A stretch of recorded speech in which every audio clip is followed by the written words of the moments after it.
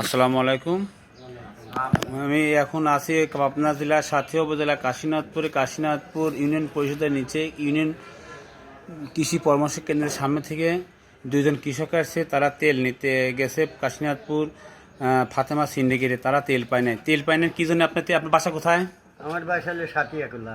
সাইটেগুলা। হ্যাঁ, আপনি কি জন্য তেল নিতে গেছিলেন? ওই মেশিনের স্ক্রিমে চলাবো, ধানের স্ক্রিম। আচ্ছা, কত বিঘে জমি আছে আপনার? আমার বিঘে 5 5 বিঘে। আর কারো কি সাহায্য সহযোগিতা নিচ্ছেন তেলের জন্য? তেলের জন্য ওই আমার আছে, আর অন্য মানুষের 2-3 বিঘে বই দিয়ে পানি দিন।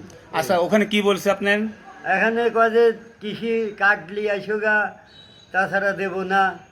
তারপরে তোমাকে চিনি নিয়ে তোমাকে দেব না, যা করে চিনি তা করে দেবো। আপনার কি ডেলি তেল লাগে না কদিন পর পর তেল লাগে? আমি 5 লিটার তেল নিলি পরে আমার 2 দিন যায়। আপনার নাম কি? আপনি নাম বলেন, পরিচয়টা দেন। নাম মোহাম্মদ আজিবর মোল্লা। ভাষা বলেন, সব বলে ঠিক আছে। বাসায় যে সাঁকিয়াকুলা, এই ফায়ার সার্ভিসের পিছনে মঞ্চের মেম্বারের বাড়ির সাথে। আচ্ছা, ঠিক আছে। আপনার বাসা কোথায়? আমার বাড়ি কল্যাণপুর। ওইখালি কল্যাণপুর। কল্যাণপুর কাশীনাথ ইউনিয়নে। ও আচ্ছা, ঠিক আছে। আপনি কতক্ষণ তেল লাগে? আমার প্রতিদিন 5 টাকা করে তেল লাগে। প্রতিদিন? হ্যাঁ, 10 বিঘে 10.5 বিঘে জমি, ধানের জমি। ধানের জমি। আপনাকে কি বলছে?